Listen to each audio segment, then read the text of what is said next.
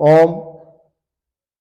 सबसे पहले हम गायत्री मंत्र के द्वारा अपने अंतःकरण को स्वच्छ करेंगे। ओम भूर्भुवः स्वः तत्सवितुर्वरेण्यं भर्गो देवस्य धीमहि धियो यो नः प्रचोदयात्।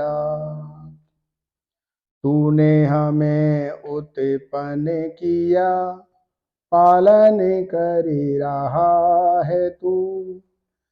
तुझसे ही पाते प्राण हम, दुखियों के कष्ट हरता है तू। तेरा महान तेज है, छाया हुआ सभी स्थान। सृष्टि की वस्तु वस्तु में प्रभु हो रहे हो विद्यमान। तेरा ही धरते ध्यान हम, मांगते तेरी दया। ईश्वर हमारी बुद्धि को श्रेष्ठ मार्ग पर चला। दाता हमारी बुद्धि को वेद मार्ग पर चला। ओम। ओम। सादर नमस्ते जी। आज हम किस तरह से बच्चे का निर्माण माता पिता और गुरुजन मिलकर किया करते थे। जो पुराना समय था, जब भारतवर्ष के अंदर गुरुकुलीय प्रणाली से शिक्षा पद्धति चलती थी। माता, जब बच्चे का जन्म होता था, गर्भ से ही माता शुभ विचारों को लेकर के, अच्छे अच्छे ऋषि मुनियों की बातों को सुन करके पुत्र का निर्माण गर्भ के अंदर भी करती थी। और जन्म के पश्चात पिता बच्चे के निर्माण में सहायता करता था। और उसके बाद एक निश्चित समय के बाद उसको गुरुकुल में डाल दिया जाता था और वहाँ पर गुरुजन मिलकर के उसका निर्माण करते थे। बहुत श्रेष्ठ, चरित्रवान, आज्ञाकारी और श्रेष्ठ मानव का निर्माण होता था। किस तरह से निर्माण हो करके, इसका एक उदाहरण मैं आपको देना चाहता हूँ कि कैसे निर्माण करके वो माता पिता धन्य हो जाते थे और श्रेष्ठ मानव इस राष्ट्र को दे करके इस राष्ट्र को भी आगे बढ़ाने में मदद किया करते थे। माता जीजाबाई एक बहुत श्रेष्ठ औरत। माता जीजाबाई ने महाराज शिवाजी को तैयार किया था। जब वो छोटे थे, उनको महान पुरुषों की कहानियां सुना करके, वीर बलिदानियों की कहानियां सुना करके उनको तैयार किया था। और जब वो जवान हो गए, बड़े हो गए, एक बार एक मुस्लिम शासक के साथ महाराज शिवाजी का युद्ध होता है और युद्ध के अंदर महाराज शिवाजी विजयी होते हैं। जब महाराज शिवाजी विजयी हो जाते हैं तो राज दरबार लगा हुआ था। राज दरबार के अंदर बैठे थे कि तभी उनका सेनापति आता है और कहता है, महाराज शिवाजी, आज मैं आपके लिए ऐसा तोहफा लेकर के आया हूँ, ऐसी एक चीज लेकर के आया हूँ जिसको देख करके आप बहुत प्रसन्न होंगे और मुझे बहुत बड़ी शाबाशी देंगे। इतना सुनना था। महाराज शिवाजी कहने लगे कि हे सेनापति, ऐसा क्या लेकर के आ गए हो कि मैं इतना खुश हो जाऊंगा और आपको शाबाशी दूंगा। तब सेनापति एक औरत उसका हाथ पकड़ करके लाते हैं और उसको वहां बीच में खड़ा कर देते हैं। वहां सभी बैठे थे राजमहल के अंदर। बीच में वो स्त्री खड़ी थी, बुर्का धारण किए हुए। तब महाराज शिवाजी खड़े हो जाते हैं और बोलते हैं कि हे सेनापति, ये किसको लेकर के आ गए हो।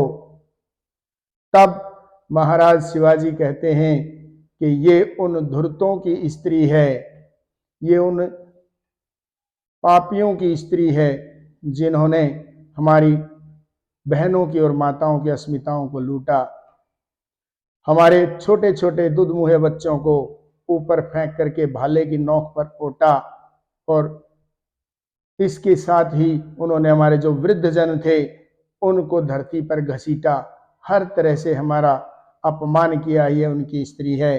आज इस स्त्री से आप सब तरह के अपने बदले ले लें। आग बबूला हो जाते हैं महाराज शिवाजी और खड़े होते हैं और कहते हैं कि महाराज शिवाजी को आज तक सेनापति तूने समझा ही नहीं, क्या समझता है तू महाराज शिवाजी को? अरे महाराज शिवाजी मर्द है, मर्द, और मर्द मर्दों से लड़कर के बदला लेता है, किसी स्त्री को कुछ नहीं कहता। इस तरह से संबोधन करते हुए और उनके ऊपर आग बबूला होकर के सेनापति को धमकाता है। तब सेनापति आगे आते हैं और उस औरत का जो बुर्का था, बुर्के से उसका नकाब हटा देते हैं। उस नकाब के अंदर जो स्त्री थी उसका नाम था बोहर बानो। बोहर बानो बहुत सुंदर थी और जब शिवाजी उनको देखते हैं तो कहते हैं कि हे परमपिता परमात्मा, तेरी कैसी माया है, तूने कितना सुंदर जो नैन नक्श प्रदान किया है इनको, और वो ईश्वर की प्रशंसा करने लगते हैं। ऐसा देखकर वो सेनापति समझ नहीं पाता और कहता है कि शिवाजी, अभी तो डींगे हाँक रहे थे कि मैं शिवाजी ऐसा नहीं है वैसा नहीं है, और अभी मैंने इसका बुर्का हटाया तो प्रशंसा करने लगे इसकी। तो महाराज शिवाजी कहते हैं कि अरे ओ सेनापति, तू अब भी शिवाजी को नहीं समझा। मैं इनको बनाने वाले उस परम पिता परमात्मा की प्रशंसा कर रहा हूं, मैं इनकी प्रशंसा नहीं कर रहा हूं। और ऐसा कह करके बोहर बानो की तरफ हाथ करके कहते हैं कि ओ मां, ओ मां, इन्होंने अगर किसी ने भी तुम्हारा कोई अपमान किया हो तो मुझे बता देना, मैं उसकी कठोर सजा दूंगा इनको। और मां कह करके बोहर बानो को संबोधित करते हैं महाराज शिवाजी। वो उस हारे हुए जो शासक थे उनकी पत्नी थी और बहुत डरी सहमी हुई थी कि पता नहीं मेरे साथ क्या होगा। लेकिन एक श्रेष्ठ चरित्र के मालिक थे महाराज शिवाजी। हाथ करके कहते हैं कि ओ मां, किसी ने तुम्हारे साथ कुछ अभद्र तो नहीं किया, कुछ कहा तो नहीं, किसी ने आपका अपमान तो नहीं किया किसी तरह से भी? अगर किया हो तो बता दो, मैं उसको कठोर सजा दूंगा। और जैसे ही महाराज शिवाजी उनको मां कह के संबोधित करते हैं, बोहर बानो फूट फूट कर रोने लग जाती है और कहती है कि बेटा, मैंने सोचा था जब इन्होंने मुझे गिरफ्तार किया कि पता नहीं मेरे साथ क्या होगा, लेकिन तेरी भावना और तेरी आस्था ईश्वर के प्रति देख करके मुझे यकीन हो गया कि मुझे कोई भी खतरा नहीं है। जब मां कह के संबोधित करते हैं तो वो फूट फूट करके रोती है और शिवाजी को कहती है कि हे शिवाजी, तूने मुझे मां कहा है और मैं तुझे आशीर्वाद देती हूं कि चाहे इस पूरी पृथ्वी के ऊपर सल्तनत इनकी हो जाए, मुस्लिम सल्तनत हो जाए, लेकिन फिर भी कोई भी तेरा बाल भी बांका नहीं कर पाएगा। इस तरह से वो आशीर्वाद देती है उनको। शिवाजी कहते हैं कि मां, काश मेरी मां भी इतनी ही सुंदर होती तो आज शिवाजी भी इतना ही सुंदर होता। जब बोहर बानो ये बात सुनती है तो कहती है कि शिवाजी, तेरी मां नैन नक्श से बेशक इतनी सुंदर ना थी, लेकिन तेरी मां जैसी मां तो विरले को प्राप्त होती है। तेरी मां तो इतनी सुंदर थी जिसने ऐसा चरित्रवान बेटा पैदा कर दिया। खूबसूरत हो आदमी, शकल अच्छी हो तो संतान अच्छी हो जाना, ये तो एक प्राकृतिक काम है, लेकिन अपने पुत्रों और अपनी पुत्रियों को चरित्रवान और नैतिक बना देना, ये सबसे पहला कर्तव्य माता का होता है और जन्म के बाद उसके साथ मिलकर पिता का होता है और फिर गुरुकुलों के अंदर वो गुरुओं का होता है। तो वहां श्रेष्ठ शिक्षा प्राप्त करके ऐसे चरित्रवान बने थे महाराजा शिवाजी। वो कहती है कि तेरी मां बेशक इतनी सुंदर नहीं थी, लेकिन वो कितनी महान है कि जिसने तेरे जैसे बेटे को जन्म दिया है। और ऐसा इतिहासकार लिखते हैं कि जब वहां से बोहरबानों को महाराज शिवाजी ने विदा किया, तो इस तरह से विदा किया था जैसे एक पिता अपनी पुत्री को विदा करता है और उसको उसके घर तक छोड़कर आए थे। ये थी हमारे देश की संस्कृति, ये था हमारे देश का चाल चलन और ये था हमारे देश का निर्माण। माता पिता और गुरुजन मिलकर के पुत्र और पुत्रियों का निर्माण करते थे। इस तरह से सच्ची शिक्षा के साथ बच्चों का निर्माण होता था। लेकिन आज वो चीजें नदारद हो गई हैं हमारे देश से और हमारी शिक्षा पद्धति से। तो मैं एक चीज आप सबसे अनुरोध करता हूं कि ये किताबी शिक्षा, क्योंकि इसको पढ़ करके आदमी IAS बन सकता है, IPS बन सकता है और दूसरे ऊंचे पदों पर जा सकता है, लेकिन चरित्र के बगैर वो सारी पढ़ाई जीरो है। चाहे वो कुछ भी बन जाए, अगर IAS है वह विचारी है तो शिक्षा का कोई अर्थ नहीं रह जाता।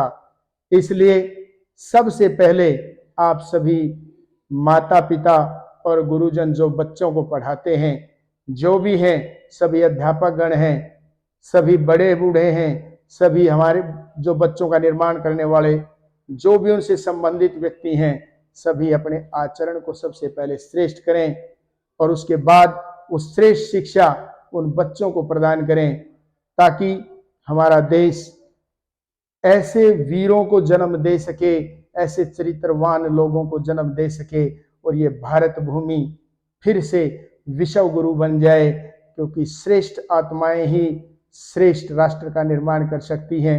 इसलिए आप सभी से अनुरोध है कि आप इस देश के निर्माण में भागीदारी करें। और भागीदारी कैसे हो सकती है? अपने बच्चों का श्रेष्ठता के साथ निर्माण करके इस राष्ट्र को सौंप दें, ताकि ये राष्ट्र भी सुरक्षित हो जाए और यहाँ पर सब कुछ जो है वो ठीक ठाक चले और सब सुख शांति के साथ अपना जीवन व्यतीत कर सकें। इति ओ